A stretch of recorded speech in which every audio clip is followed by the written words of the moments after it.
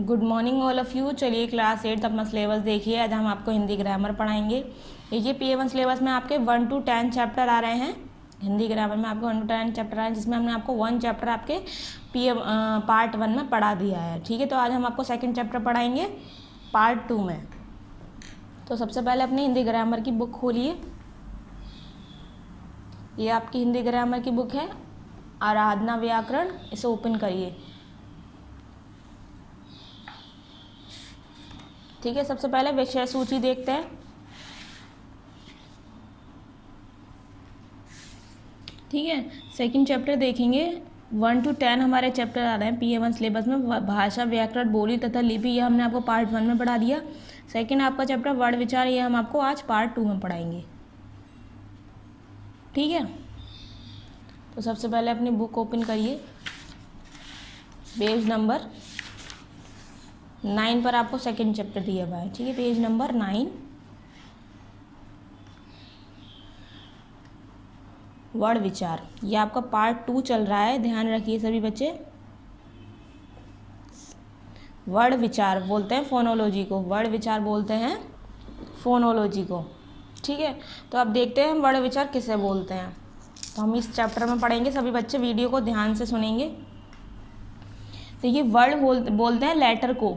ठीक है, हमारे इंग्लिश अल्फ़ाबेट में लेटर होते हैं ABC, इसी तरीके से वर्ण होते हैं, छोटा, बड़ा, छोटी, यही हमारे वर्ण होते हैं। मुख से उच्चारित प्रत्येक ध्वनि को लिखित रूप प्रदान करने के लिए निश्चित चिन्ह निर्धारित किए गए हैं। जब हम मुख से उच्चारित प्रत्येक ध्वनि, जब हमारे मुख से कुछ ध्वनि बाहर निकलती हैं, उसे हम लिखते हैं। लिखने के लिए लिखने का रूप देते हैं, जैसे लिखित रूप का जब हम बोलेंगे, उसी चीज़ को हम लिखेंगे, तो उसका हमें रूप देने के लिए कुछ चिन्ह निर्धारित होते हैं, यानी कुछ चिन्ह दिए हुए होते हैं। तो ध्वनि के लिए निर्धारित चिन्ह ही वर्ण कहलाते हैं। जो हमारे मुख से जो निकलते हैं, उसी ध्वनि के चिन्ह के निर्धारित पर जो लिखे जाते हैं, वही हमारे क्या होते हैं, वर्ण होते हैं। उपयुक्त दिए दोनों वाक्यों में क्रमशः 3 और 5 शब्द हैं। उपयुक्त दिए गए वाक्यों में 3 और 5 शब्द दिए हुए हैं। प्रत्येक शब्द का निर्माण कई ध्वनियों से हुआ है। देखिए, राम एक हो गया शब्द, पढ़ता दूसरा शब्द हो गया, है तीसरा शब्द हो गया। इसी तरीके से कमला दूसरा शब्द है, पहला शब्द है, पत्र दूसरा शब्द है, तीसरा लिख रही चौथा, ये पांचवा। ठीक है, 3 और 5 शब्द हैं। देखिए, राम में अब ये पूरा वाक्य दिया हुआ है, राम पढ़ता है। ठीक है, इसमें 3 आपको शब्द दिए हुए हैं। तो वाक्य के हम टुकड़े कर सकते हैं शब्दों में। ठीक है, हम वाक्य, जो हमारे ये वाक्य है राम पढ़ता है, इसके हमने टुकड़े करे तो ये शब्द बन गया। ठीक है, अब हम राम के टुकड़े यहाँ करेंगे। देखिए, राम के हमने टुकड़े करे, शब्द के टुकड़े होंगे वर्ण में। ठीक है, शब्द के टुकड़े किस में होंगे, वर्ण में होंगे।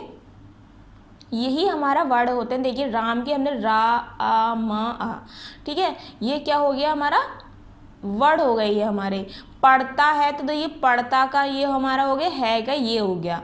तो वाक्य के टुकड़े हम शब्दों में कर सकते हैं, शब्द के टुकड़े वर्ण में कर सकते हैं। वर्ण के और टुकड़े नहीं हो सकते हैं।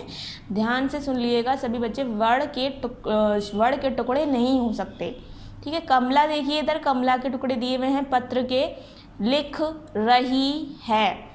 तो आपने देखा कि छोटी से छोटी उच्चारित ध्वनि के लिए चिन्ह निश्चित हैं। वह ध्वनि चिन्ह हैं जिनके और टुकड़े नहीं किए जा सकते। ये क्या है, वह ध्वनि, ये चिन्ह है हमारी, इसके और टुकड़े नहीं हो सकते हैं। अगर आप बोले कि रे के और टुकड़े हो जाएं, रा के ये और टुकड़े हो जाएं, तो ये नहीं हो सकते। जब ये क्या होगा, कुछ कहलाया नहीं जाएगा। ठीक है, वाक्य के टुकड़े हो सकते हैं शब्दों में, शब्दों के टुकड़े वर्ण में हो सकते हैं, वर्ण के और टुकड़े नहीं हो सकते। नीचे परिभाषा दी हुई है, देखिए, वह सबसे छोटी ध्वनि जिसके और खंड नहीं हो सकते वर्ण कहलाती है। वह सबसे छोटी ध्वनि, ये वाली ध्वनि इसको बोल रहे हैं, वह सबसे छोटी ध्वनि जिसके और टुकड़े नहीं हो सकते, यानी खंड नहीं हो सकते, यानी और टुकड़े नहीं हो सकते, वर्ण कहलाती है। अब वर्णमाला देखिए नीचे परिभाषा, वर्णों का क्रमबद्ध समूह वर्णमाला कहता है। वर्णों का क्रमबद्ध समूह, यानी वर्ण को एक साथ लिखने के समूह को वर्णमाला कहते हैं। मानक हिंदी वर्णमाला, केंद्रीय हिंदी निदेशालय भारत सरकार तथा राष्ट्रीय शैक्षिक अनुसंधान और परीक्षण परिषद नई दिल्ली द्वारा मानक हिंदी में हिंदी वर्णमाला का निर्धारण इस प्रकार किया गया है। देखिए हिंदी वर्णमाला का स्वर ये है हमारे छोटा बड़ा, छोटी बड़ी, छोटा ऊ बड़ा ऊ, ऋषि छोटे बड़े, छोटा ऊ बड़ा ऊ, ये हमारे क्या है स्वर हैं। छोटे आ से बड़े ओ तक हमारे स्वर हैं। 11 हमारे स्वर होते हैं वर्णमाला में। व्यंजन में देखिए का, खा, गा, घा, व्यंजन हमारे 33 होते हैं। अयोगवा हमारे 2 होते हैं। ये हमारे नीचे अयोगवा दिए हुए हैं। ये संयुक्त व्यंजन होते हैं। क्षत्रिय, त्रैत्रिशूल, ज्ञागणित, श्रावणिक। याद ध्यान रखिएगा का से लेकर हाथ तक हमारे क्या होते हैं व्यंजन होते हैं, जिसमें छोटा अंग बड़ा अंग जो इसमें रह जाता है स्वर में, ये हमारा अयोगवा होता है। क्योंकि अयोगवा छोटा अंग और बड़ा अंग ना तो स्वर होता है, न ही व्यंजन होता है। और संयुक्त व्यंजन देखिए क्षत्रिय, त्रैत्रिशूल, ज्ञागणित, श्रावणिक, ये हमारे क्या होते हैं संयुक्त व्यंजन होते हैं। अब देखते हैं इनके बारे में पढ़ेंगे, स्वर, व्यंजन और संयुक्त व्यंजन के बारे में। ठीक है, अब यहाँ देखिए आगत स्वर, देखिए ये आगत स्वर होता है, ये दूसरी लैंग्वेज में यूज़ किया जाता है। ये आगत व्यंजन होते हैं। जाफा ये भी हमारे क्या होते हैं आगत स्वर, ये भी अलग लैंग्वेज में यूज़ होता है। और आगत व्यंजन भी अलग लैंग्वेज में यूज़ होता है, यानी अलग भाषा में।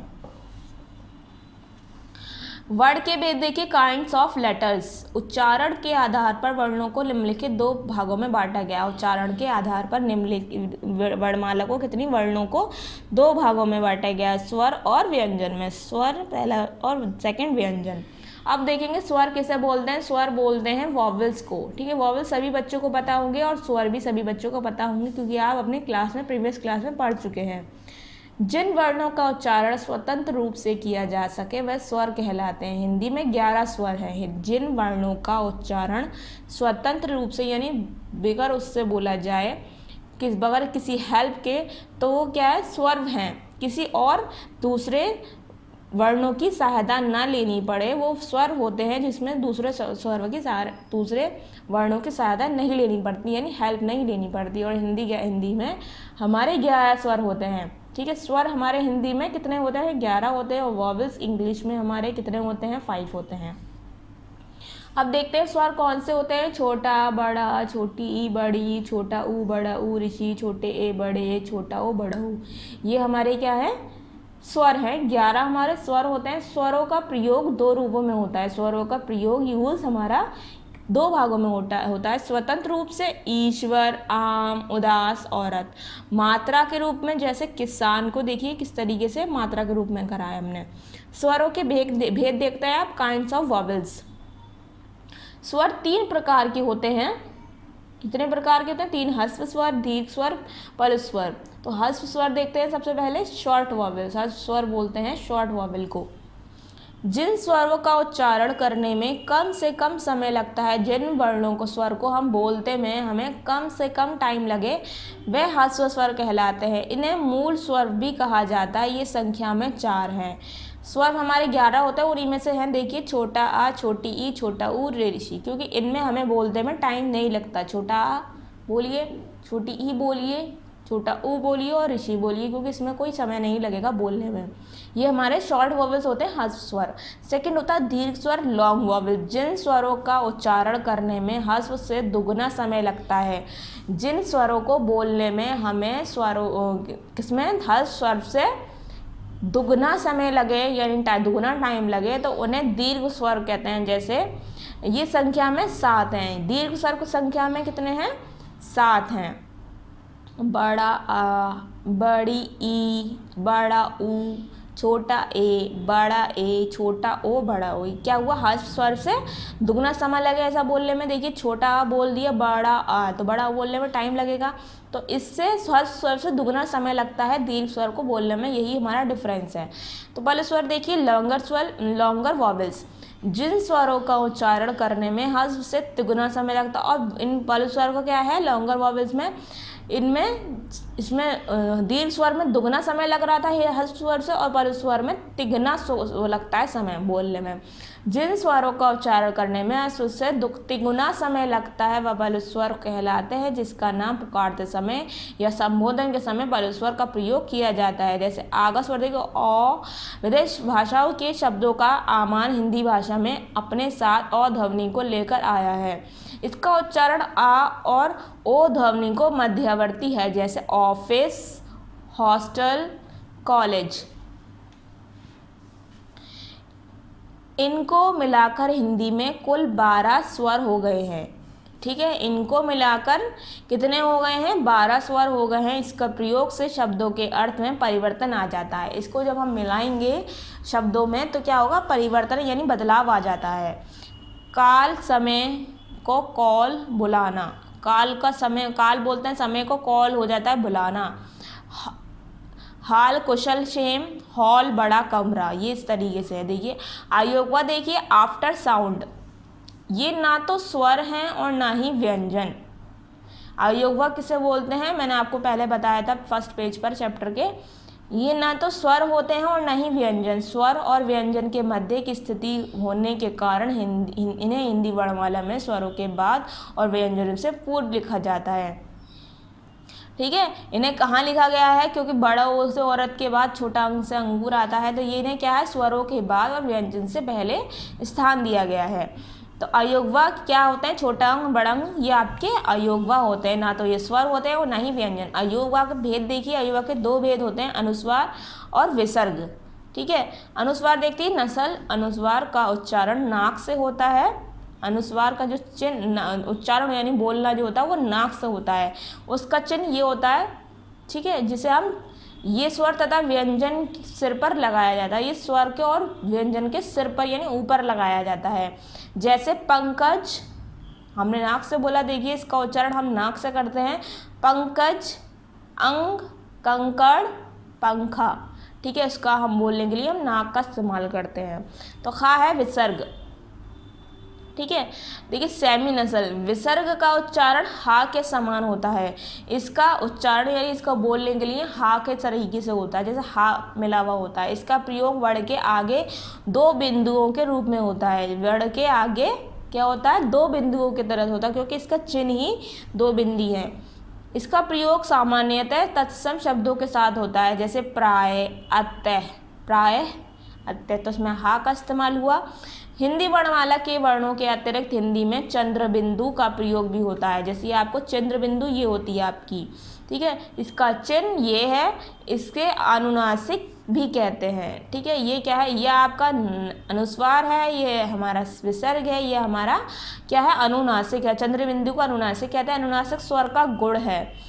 इसका उच्चारण करते समय ध्वनि मुंह के साथ साथ नाक से भी बाहर आती है। इसका जब हम बोलते हैं तो उसकी ध्वनि यानी मुंह से भी आती है और नाक से भी आती है। जैसे माँ, चांद, कुआ आदि।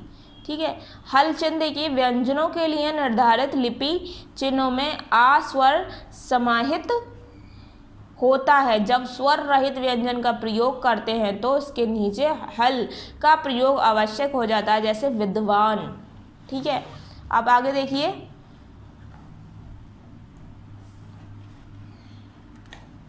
आगे आपको सेकंड दिया हुआ है व्यंजन।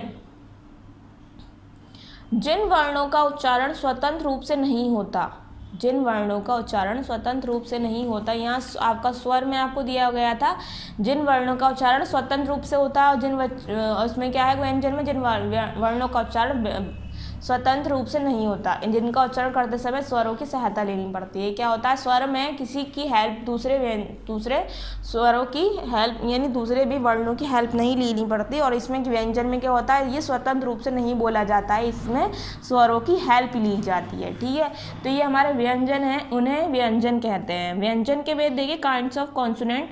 व्यंजन के 3 भेद होते हैं। कितने होते हैं? 3 भेद होते हैं। स्पर्श व्यंजन, अच्युत व्यंजन, ऊष्म व्यंजन। अब देखते हैं स्पर्श व्यंजन यानी म्यूट्स। जिन वर्णों का उच्चारण करते समय श्वास वायु मुख के विभिन्न भागों कंठ, तालु, मुर्दा, दांत या ओंठ का स्पर्श करते हुए बाहर निकलती है। कंठ, तालु, हमारे जुबान, दांत, होठ, तालु सबसे निलती भी बाहर निकलती है हवा, तो उसका स्पर्श करते हुए बाहर निकलती है, उन्हें स्पर्श व्यंजन कहती हैं। ठीक है, इसका नाम ही स्पर्श है। तो कवर्ग ये होते हैं हमारे का, खा, खा, गाड़ा। तो क्या आई हमारे तालु, जुबान, होठ, सबको छूते हुए, सबको स्पर्श करते हुए बाहर निकलती है। तो ये वो होते हैं वाले व्यंजन होते हैं। कवर्ग का, खा, घा, गड़ा, चवर, चा, छा, जा, झाड़ा, टवर, टा, ठा, डा, ढाड़ा, तवर, ता, था, धा, धा, ना, पवर, पा, फा, बा, भा, मा। ठीक है। खा देखिए अतस्थ व्यंजन सेमी वॉवल, जिन व्यंजन उच्चारण वर्णों का उच्चारण स्वरों और व्यंजनों के मध्य का होता है, ठीक है, उन्हें अतस्थ व्यंजन कहते हैं। ये संख्या में 4 है, या, रा, ला, वा। ये जो हमारे क्या है अतस्थ व्यंजन है, सेमी वॉवल्स है। ऊष्म व्यंजन देखिए सिबिलियंट्स, जिन वर्णों के उच्चारण में वायु उच्चारण स्थानों से रगड़कर ऊष्म उत्पन्न करती है, यानी वायु उच्चारण क्या है, रगड़कर जुबान से बाहर आती है, तो क्या होता है, जैसे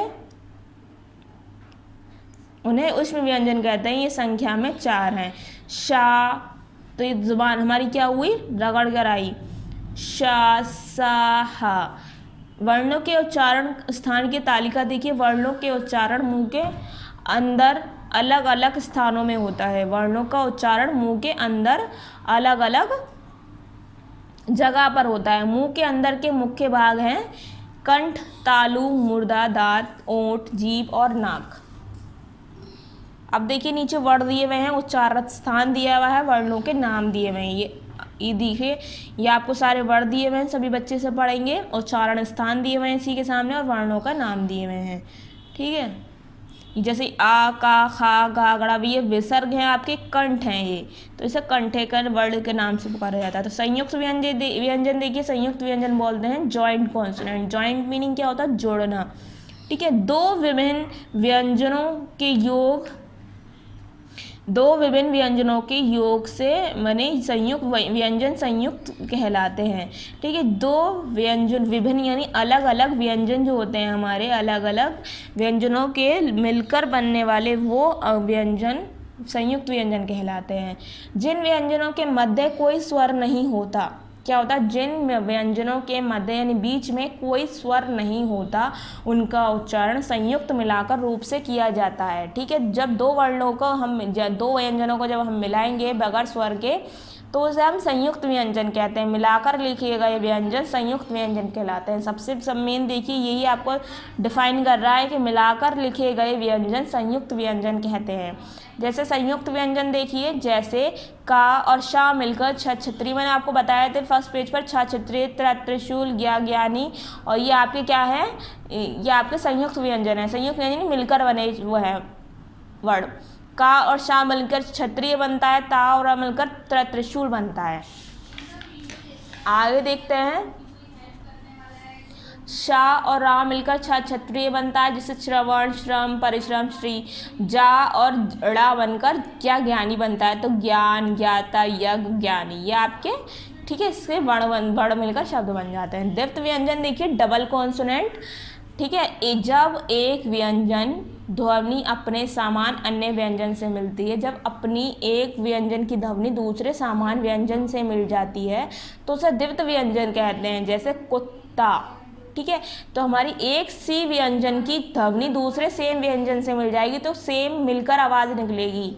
कुत्ता, बिल्ली, रस्सी, कट्टा, पक्का, बच्चा आदि। ठीक है, रा के संयोग के नियम देखिए। फर्स्ट है स्वर रहित। तो देखिए, रा अपने आगे वाले वर्ण के सिर पर लग जाता है, इसे रेफ कहते हैं। जैसे रा, माँ प्लस, देखिए किस तरीके से मिला है, ऊपर माँ के ऊपर आ गया, तो ये कर्म हो गया, कि क्या है, कर्ज हो गया, ये दर्शन हो गया। इसे रेफ कहते हैं जब ये ऊपर चला जाता है किसी के, तो इसे हम रेफ बोलते हैं। ये रा की ही एक शक्ल है। तो देखिए सेकंड, देखिए रा से पूर्व यदि कोई स्वर रहित व्यंजन होता है, तो तो रा उसके पैरों में लगता है। जब स्वर रहित व्यंजन आ जाता है, तो उसमें क्या हो जाता है, उसके पैरों में वो रा लग जाता है। जैसे कर्मांक, प्रणाम, दरिद्र, उम्र। ठीक है।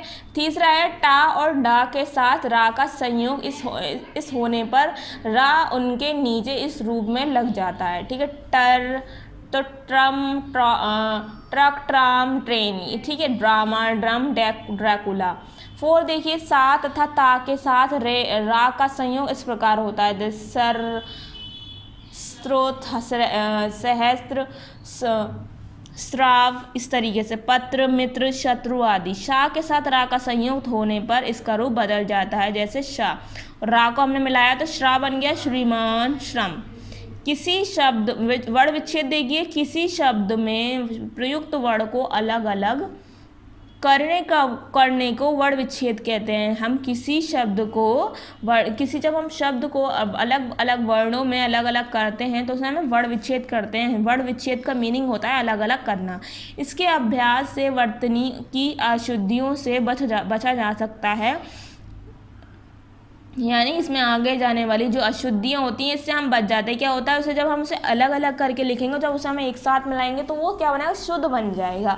निम्नलिखित उदाहरणों से को ध्यान से पढ़िए। देखिए जलज को हमने जा को आस, क्योंकि हर एक व्यंजन में आ मिला हुआ होता है, ठीक है, जिसकी कोई मात्रा नहीं होती है। ठीक है, आ की कोई मात्रा नहीं होती है लेकिन वो हर व्यंजन में पाया जाता है। जा, तो देखिए आ की आवाज़ आ रही है तो जा, ला, जा, जलज हो गया।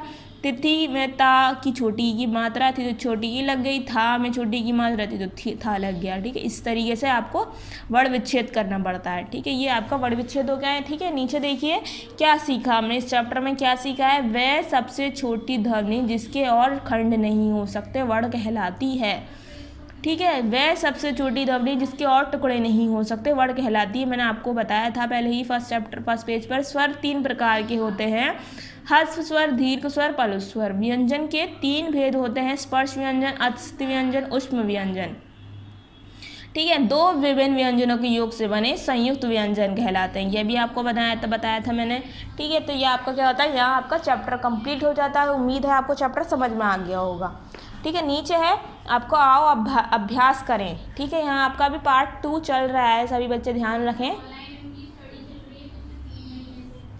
मौखिक प्रश्न यानी ओरली क्वेश्चन है। वर्णमाला किसे कहते हैं, व्यंजनों के भेदों के नाम उदाहरण सहित लिखिए। ठीक है, ये आपके ओरल क्वेश्चन तो हम छोड़ देते हैं, आगे देखते हैं। अब लिखने की बारी, ये रिटन है हमारे। सही उत्तर के आगे सही का चिन्ह राइट लगाइए। का है भाषा की सबसे छोटी इकाई है शब्द, वर्ण, वाक्य। तो भाषा की सबसे छोटी इकाई कौन सी थी, मैंने आपको बताई थी, वर्ण से। वाक्य से शब्द बनता है, शब्द से वर्ण, से वर्ण के और टुकड़े नहीं होते, तो सबसे छोटी इकाई क्या हो गई, वर्ण हो गई। तो सेकंड ऑप्शन पर राइट कर देंगे।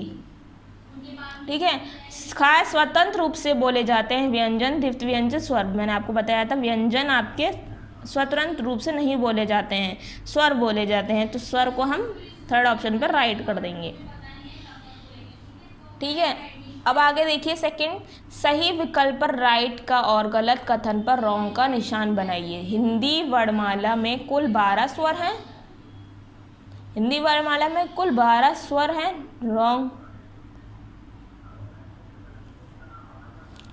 ठीक है, तो हिंदी वर्णमाला में कुल 12 स्वर मैंने आपको बताए थे।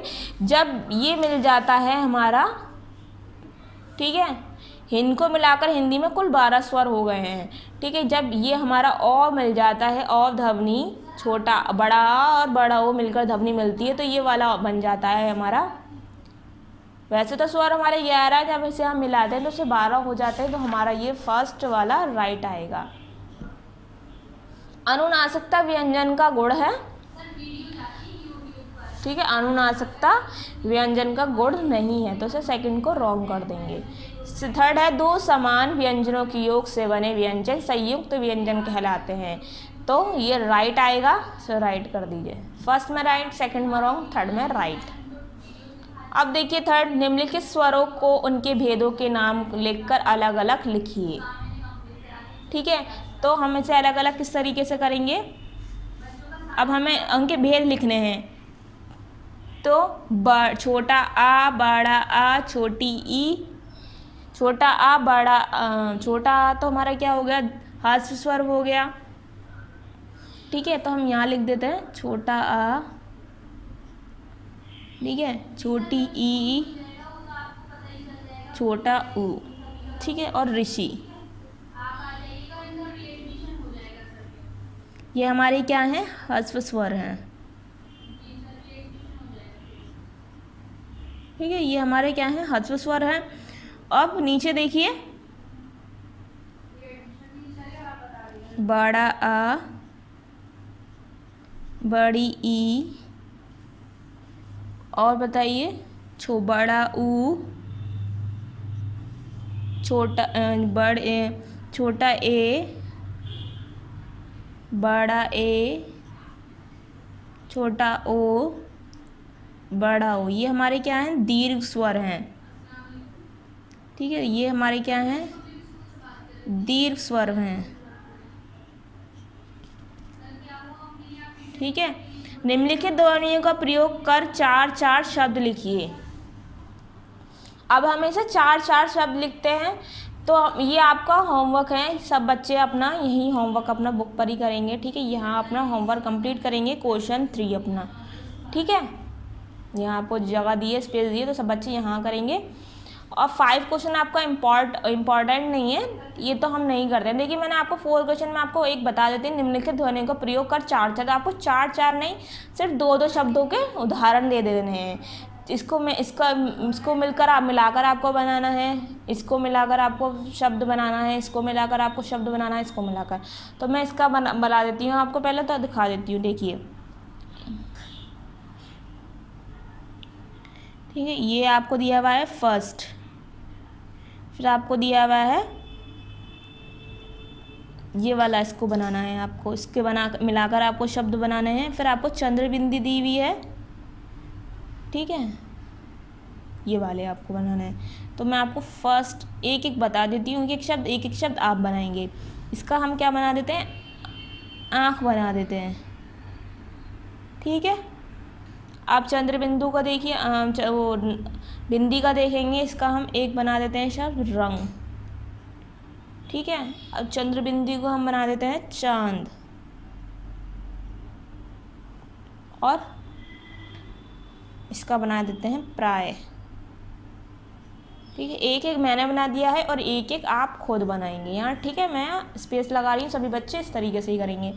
5 क्वेश्चन पे सब क्रॉस कर दीजिए, ये नहीं करा रहे हैं हम, ना ही 6 क्वेश्चन करा रहे हैं। ठीक है, अब हम कराएंगे निम्नलिखित प्रश्नों के उत्तर लिखिए। ठीक है, 7 क्वेश्चन कराएंगे, निम्नलिखित प्रश्नों के उत्तर लिखिए। तो हमारे सब प्रश्न उत्तर आपको कहाँ करने हैं, आपको कॉपी पर करने हैं। सभी बच्चे एक्सरसाइज अपनी बुक पर ही रखेंगे और कॉपी पर अपने क्वेश्चन आंसर करेंगे, यानी प्रश्न उत्तर। तो सबसे पहले अपनी हिंदी ग्रामर की कॉपी खोलिए, ये आपकी हिंदी ग्रामर की कॉपी है। ठीक है, यहाँ सब बच्चों को नाम लिखना था, क्लास शो करनी है और सब्जेक्ट। आगे देखिए, सबसे पहले पार्ट 1 मैंने आपको प्रश्न उत्तर आपके पार्ट 1 के कॉपी पर ही कराए थे। आज मैं आपको क्या कराऊंगी, पार्ट 2 के। देखिए, मैंने इस तरीके से लिखा है। सबसे पहले सब बच्चों को अपना फर्स्ट पेज खोलना है चैप्टर का, ये वाला। पार्ट 2 हमारा सेकंड चैप्टर चल रहा है। तो देखिए, आपको इस तरीके से करना है। यहाँ सब बच्चों को डेट शो करनी है, डेट का कॉलम दिया हुआ है, आपको डेट शो करेंगे सभी बच्चे। यहाँ पार्ट मैंने 2 डाला है चैप्टर पर, सभी बच्चे कॉपी पर भी लिखेंगे।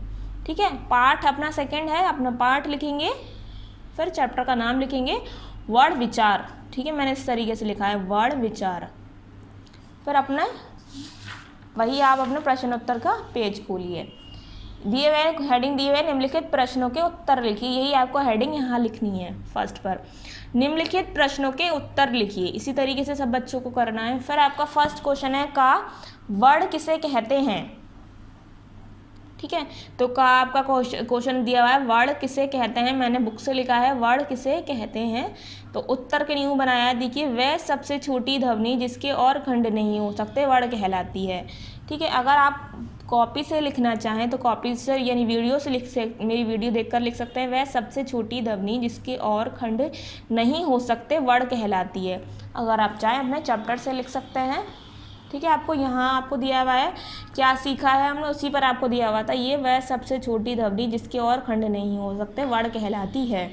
तो ये आपका फर्स्ट आंसर है। ठीक है, ये वाला आपका फर्स्ट आंसर है।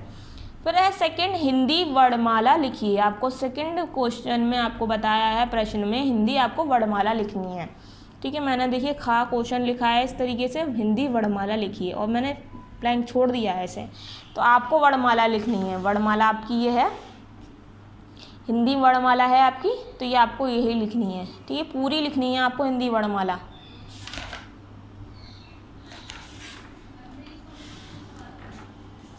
यहाँ तक करेंगे सभी बच्चे। सेकंड आंसर आपका, पूरी आपको वर्णमाला लिखनी है। ठीक है, इसी वजह से मैंने ज़्यादा छोड़ा है लाइन। सभी बच्चे करेंगे इस पेज पर हिंदी वर्णमाला अपनी। अब आप देखिए अपना थर्ड, गा, स्वरों के प्रकार का वर्णन कीजिए। आप स्वरों के प्रकार कितने होते हैं हमें उसका वर्णन करना है। देखिए गा मैंने लिखा है, स्वरों के प्रकार का वर्णन कीजिए। ठीक है, मैंने जगह छोड़ी है, तो आप देखिए ये वाला आंसर लिखेंगे यहीं पर। स्वर 3 प्रकार के होते हैं, ह्रस्व स्वर, दीर्घ स्वर, पल्लव स्वर। तो ये आपका थर्ड आंसर आपका फर्स्ट के नीचे ही बताया है, तो यहाँ थर्ड लिख देते हैं। ठीक है, ये हो गया आपका। अब 4 आपका देखिए, अंतस्थ और उष्म व्यंजन समझाइए। अब हमें इसको अंतस्थ और उष्म व्यंजन समझाना है, तो सबसे पहले क्वेश्चन लिखेंगे, हाँ अंतस्थ और उष्म व्यंजन समझाइए। उत्तर के लिए जगह छोड़िए, मैंने देखिए आपको बुक से लिखना है।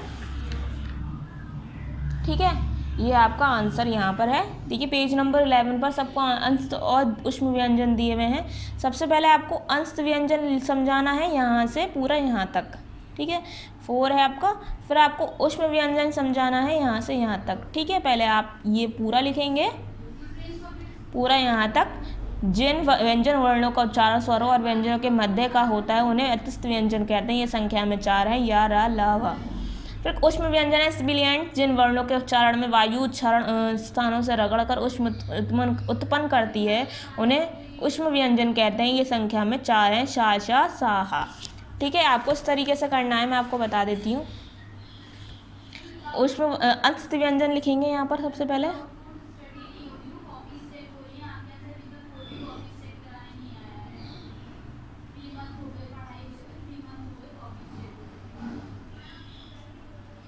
ठीक है, इस तरीके से।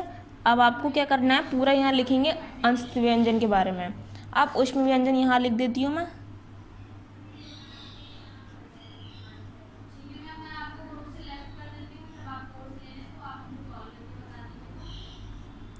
ठीक है, यहाँ आपका पार्ट 2 कंप्लीट हो जाएगा। सभी बच्चे अपना कंप्लीट काम करेंगे। दोनों पेज पर आपको डेट शो करनी है अपनी। ठीक है, सभी बच्चे प्रश्न उत्तर अपने कंप्लीट करेंगे कॉपी पर। फर्स्ट आंसर मैं आपको दोबारा रिपीट कर रही हूँ। फर्स्ट आंसर यहीं आपको दिया हुआ है, क्या सीखा है हमने, इसी ब्लैंक में आपको ब्लॉक में दिए हैं। वह सबसे छोटी ध्वनि जिसके और खंड नहीं हो सकते वर्ण कहलाती है। फर्स्ट आंसर आपका यहाँ है। सेकंड आपको क्वेश्चन दिया था हिंदी वर्णमाला लिखिए। मैंने हिंदी वर्णमाला आपको बताई थी कि ये वाली आपको हिंदी वर्णमाला आपको लिखनी है। हिंदी वर्णमाला आपको दिया हुआ है, पूरा आपको आंसर कंप्लीट करना है आपको, या आपको रेड जिस कॉलम में दिया है फुल आपको लिखना है। ठीक है, ये वर्णमाला है आपकी। थर्ड है आपका स्वरों के प्रकारों का वर्णन कीजिए। वह स्वर 3 प्रकार के होते हैं, ह्रस्व स्वर, दीर्घ स्वर, पल्लव स्वर। तो ये आपका फर्स्ट के नीचे ये आपका थर्ड आंसर दिया है। और अंतस्थ और उष्म व्यंजन समझाइए, तो आपको पेज नंबर 11 पर आपको ये वाला आपको बताया था मैंने। ठीक है, फर्स्ट ये करके आपको यहाँ तक लिखना है, फिर यहाँ से यहाँ तक। ये 4 आंसर आपको कंप्लीट आपको करना है। सभी बच्चे क्वेश्चन आंसर यानी प्रश्न उत्तर अपने कॉपी पर करेंगे और एक्सरसाइज अपनी बुक पर ही रखेंगे। मैं एक्सरसाइज भी आपको रिपीट करा देती हूँ। देखिए आपके सही उत्तर के आगे आपको चिन्ह लगाना था राइट का। देखिए आपको उस भाषा की सबसे छोटी इकाई होती है वर्ड, तो सेकंड आपको उस ऑप्शन पर राइट करना है। स्वतंत्र रूप से बोले जाते हैं व्यंजन, द्वितीय व्यंजन या स्वर, तो आपको स्वर आपके स्वतंत्र रूप से बोले जाते हैं, तो थर्ड ऑप्शन पे आप राइट कर देंगे। सही विकल्प पर राइट और गलत पर रॉन्ग का निशान लगाना है, तो आपको देखिए फर्स्ट पर राइट लगाया है, सेकंड पर रॉन्ग, थर्ड पर राइट। ठीक है, और आपको थर्ड क्वेश्चन मैंने कराया है, देखिए यहीं पर बुक पर ही, छोटा अ, छोटी ई, छोटा ऊ, ऋषि, ये आपके ह्रस्व स्वर होते हैं गिनती में 4, और बड़ा आ, बड़ी ई, बड़ा ऊ, छोटा ए, बड़ा ए, छोटा ओ, बड़ा ओ, दीर्घ स्वर होता है, ये आपके 7 होते हैं। ठीक है, इसे यहाँ मैंने कंप्लीट करा दिया। 4 क्वेश्चन में आपको निम्नलिखित ध्वनियों का प्रयोग 4-4 शब्द बताने थे, तो 4-4 की जगह आपको 2-2 शब्द बताने हैं। ठीक है, यहाँ पर मैं 4-4 की जगह 2-2 लिख दूँगी, सभी हेडिंग में यही लिख दें। तो देखिए मैंने इस तरीके से ऑप्शन में एक तो मैंने शब्द आपको बता दिया, एक होमवर्क में दिया है, यही आपको कंप्लीट करना है। आँख, रंग, चांद, प्राय, एक एक शब्द आप खुद लिख देंगे, यहाँ कंप्लीट करेंगे सभी बच्चे। 5 और 6 क्वेश्चन मैंने कट करा दिया है आपका, और 7 क्वेश्चन आपके प्रश्न उत्तर मैंने आपको कॉपी पर करा दिए हैं। सभी बच्चों को कॉपी पर ही क्वेश्चन आंसर करने हैं और एक्सरसाइज अपने बुक पर ही रखनी है।